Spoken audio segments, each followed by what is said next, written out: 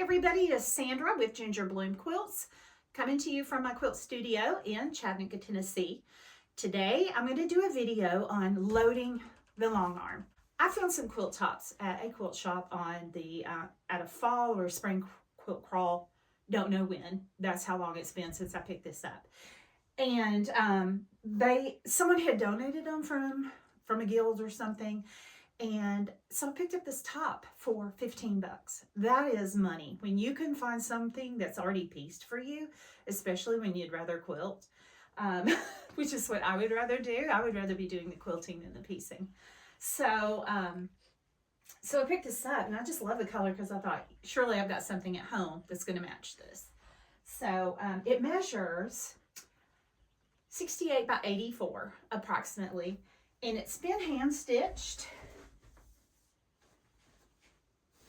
Look at this.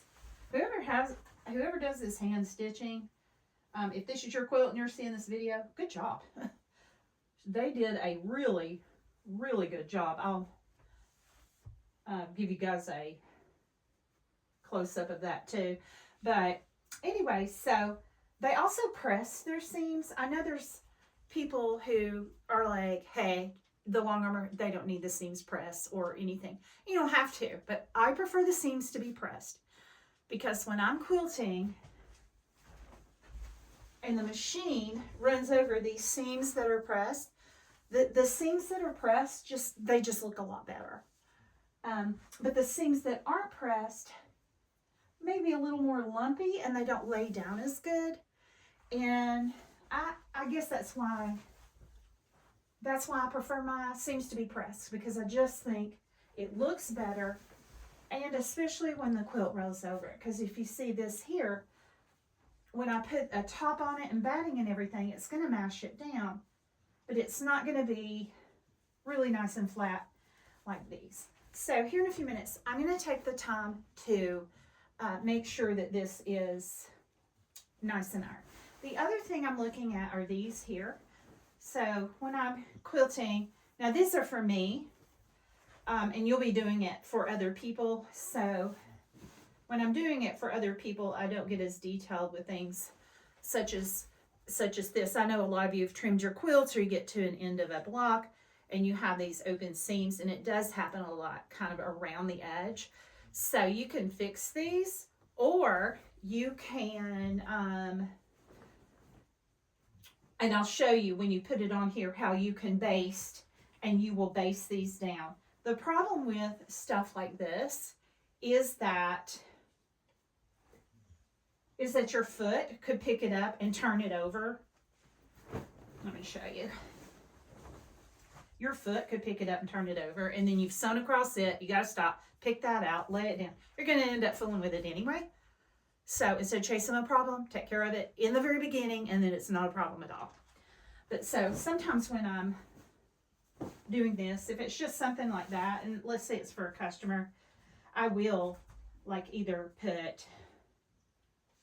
I'll put it down like this and just make sure when it's stitching it goes over this, so to make sure it lays nice and flat. And then when they bind the quilt, it's going to further hold the area, and they may see that area and go ahead and hand stitch it in, because I've had to do that on my own quilts.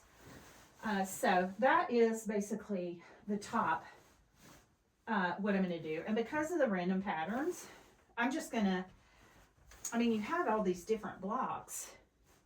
So really, this one is a great quilt for free motion, some ruler work, and basically anything I want to do. All right, so then I was like, I have plenty of backing or plenty of fabric for the back of this. Well, I didn't. I'm like a yard short here and a yard short there, a few inches not wide enough. And I want to show you, I love this back. I got this. I think we were doing stuff in my guild. We were just exchanging stuff, and I got this beautiful fabric that I've sewn together. And I got to make sure it's wide enough and long enough. Now, I'm one who, I don't just measure this, length times width and then length times width and go, okay, it's going to work. I'm very spatial visual, and so I have to have a visual on how it's actually going to work. So when I measured it, I thought, oh yeah, that's going to work. Well, let me show you. why? It's not going to work. It would work, but I don't want to fool with doing this. So when I laid it out, they're exactly the same width. Now, I could, if I wanted, make sure my backing is square and sew some strips on it. So I don't know if you guys, what you guys do when you're through with your quilt on your frame and you have trimmed your quilt, you have strips like this left. This makes a good practice strip on your sit down or on your sewing machine, and it makes perfect scraps, and it makes a perfect strip that I could sew to this so that I have extra on the side if I were to go ahead and use this backing. So that's one reason I keep my strips. Now, if someone sends you a quilt and it doesn't have wide enough backing, ask them either to sew a strip on. Please ask them, make sure it's square. That makes a huge difference. If it's not square, it's just not going to look good. You're not going to run over the correct place. So I would ask them to sew this on, because you have got to have a little extra on each side around the perimeter to attach to your frame. This is not like machine quilting. It's not like sit-down quilting where you can get as close to the edge and make it work. It's a lot harder this way. You're not going to be able to do it because your needle has to find a place and your machine has to keep it taut. The other thing I do is I want to check and see about my length.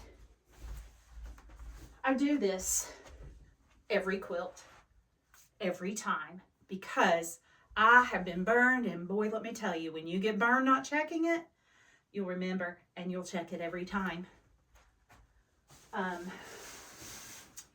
So I mean, I'm just going to check and see, like, would I have enough on top and on bottom around the perimeter to attach it to my frame. And so here I do, but to be honest, that's a little scant, and I like using red snappers when I mount my quilt to the frame.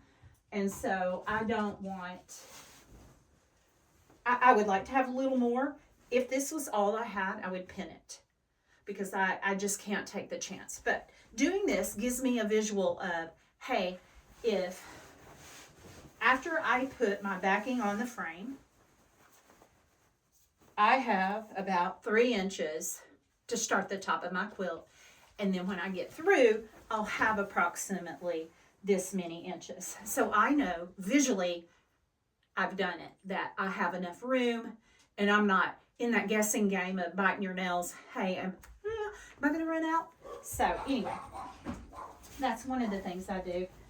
So I decided, instead of using this, I'm going to save it for something else, because it really is, it works, but I really don't want to sew these strips on here on the sides to give myself enough room. Now, there will be a video where I do that, but not the first video, because nobody wants to start out like that. Okay, so what I did, I went to Hobby Lobby just for some wide backing. Let me grab this. And I found this 108 wide back. Now, I don't know if you all know this, but when you cut a wide back, and I only learned this, I learned this working at the shop, because of the way it's made and it's wrapped on the bolt. It's not like regular yardage where it's wrapped pretty evenly.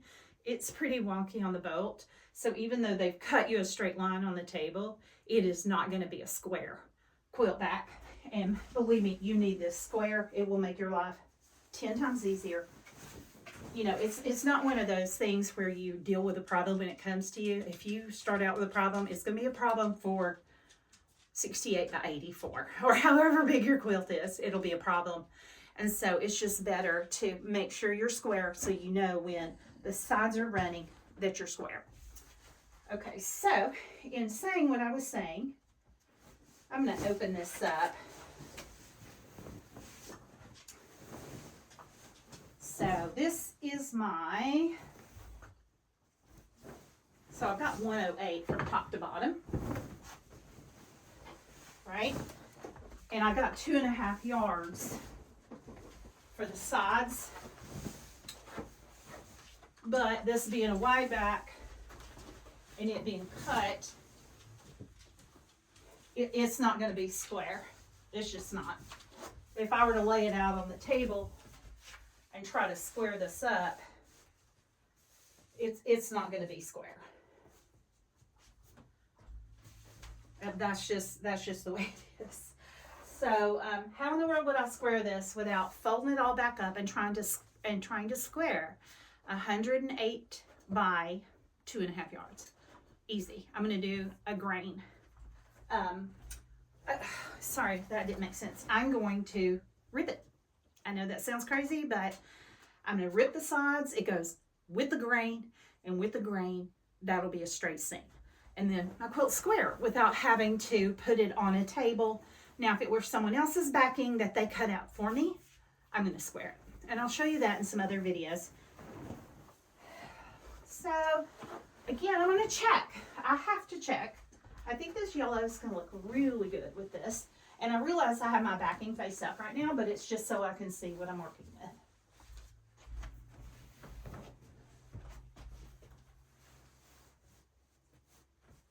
See, visually I know I've got plenty of room on the sides. So even if I rip an inch off, I've got plenty along my bottom. See, I've laid it on here. I've got plenty along the bottom. And Lord knows I've got enough on top. Yeah, look at that. So I'm going to have plenty on top. So when I mount this and I place my top, I know I'm not going to run out on the bottom. And the nice thing is, when I cut this off, I'm going to have long enough strips for binding all the way around the quilt. And that's what I use when I bind my quilt. When I trim this off, I'm going to use it for binding. So, let me show you what I'm going to do. Speaking of binding, I'm going to use my binding scissors for this. I always get scared when I'm going to tear. See what I mean? How it's wonky like that. So I always get a little nervous when I'm going to tear because I'm afraid I'm going to mess something up. So I'm going to start here, right here on my selvage. See my selvage there? And I'm just going to put a small, I'm going to go an inch over. I don't want to take up too much of my material, but I want enough to go that way. So I'm going to take about an inch or so off, just a little trim there, and then I'm going to tear. I'm going to go all the way back to the next selvage.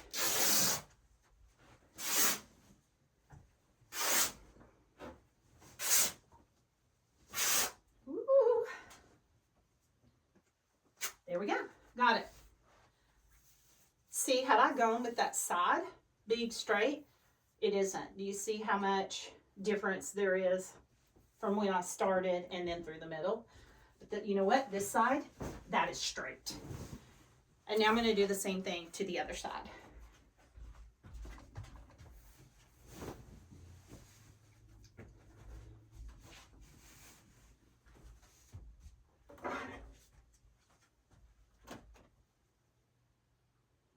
I'm going to put my little slit.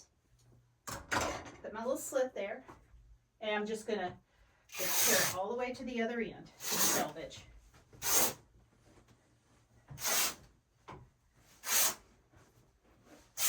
Okay, watch this one. Woo-wee. I almost didn't make it there. Look at that. Basically didn't. That piece is just a little off. Look at this. See the difference?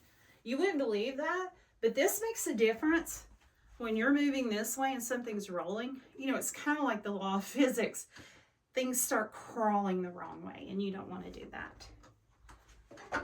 I just want to make sure this end here, it's not too far off, but I'm going to go ahead and even it up just because I have obsessive compulsive disorder. All right, now I've got my back ready. And if you look at it, it's kind of wrinkled, but honestly, unless it was really, really wrinkled and creased, I wouldn't worry about it. Because what I'm going to do is spray it, and when I put it on the frame, it'll get tightened up. But I can easily spray areas like this once I get it on here with Best Press, and it'll get it out. So I'm gonna go ahead and turn this. Before I roll it up, I'm gonna kind of lay this on. Hold on. Bear with me. All right. There we go. Before I get this mounted on and we go over that process, I'm going to check my batting, and then I'm going to check my quilt top one more time to make sure I'm good. What did I do with that batting? Oh, of course, you're all the way over here. Oh. All right. Oh, good grief. Knocking stuff over again. Okay, so, I just went to Hobby Lobby and just got me some 100% warm and natural batting, because I like this, and it's an unknown fabric. I bought it at Quilt Shop Hop. This is how I determine what batting and stuff I'm going to use. I really don't like polyester. I just don't. It's too bouncy and spongy, and it's weird to quilt. I will, though, like in pillows or something like that, but I really don't. So I like cotton, and this isn't gristly. I got this natural color because my quilt isn't white, so I could use a natural color, and it's $4 a yard cheaper.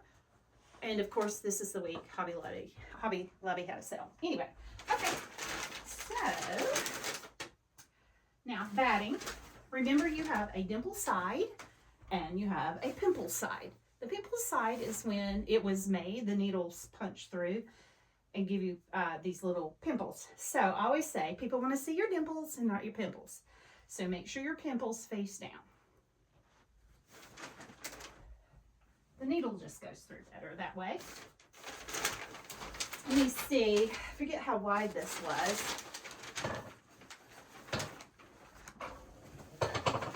I got 5 yards of this, so I mean, bear with me while I decide how this is going to work.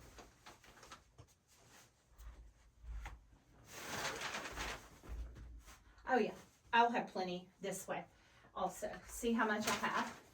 That's my pimple side.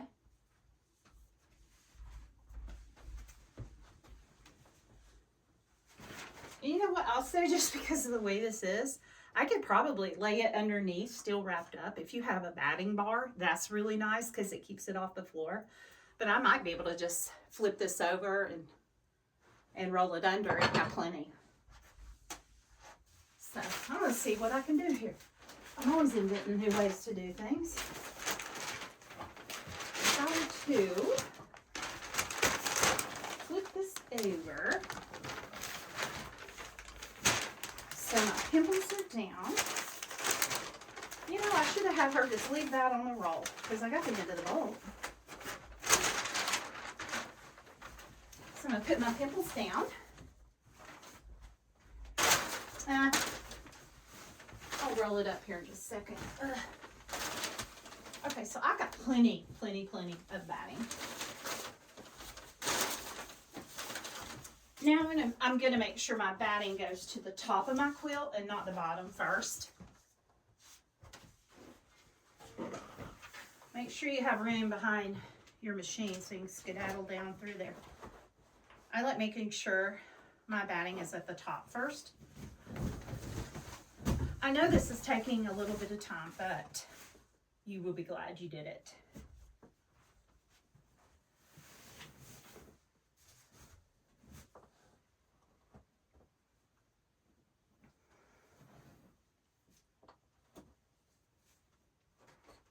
I'm just checking myself. Now, I know I have enough because I got 5 yards this way, but I'm just showing you how I do it because I don't want to cut it and then it be short. If you accidentally do that, you can just add more. I've done that.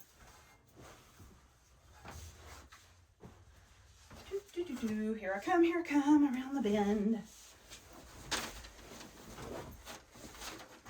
All right, I just have it floating right now. Now I'm going to put my top on.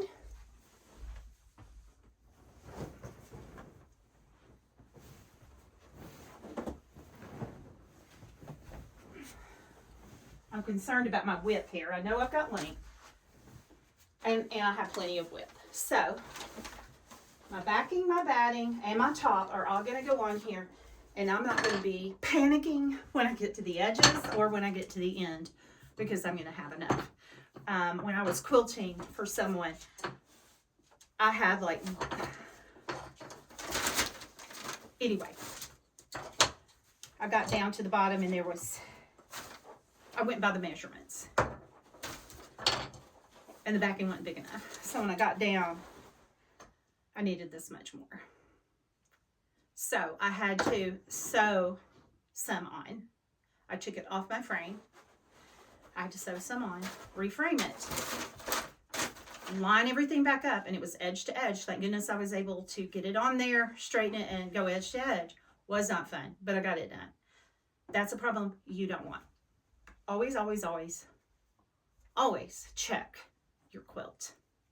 Okay, that's it for phase 1 of how I frame my quilts.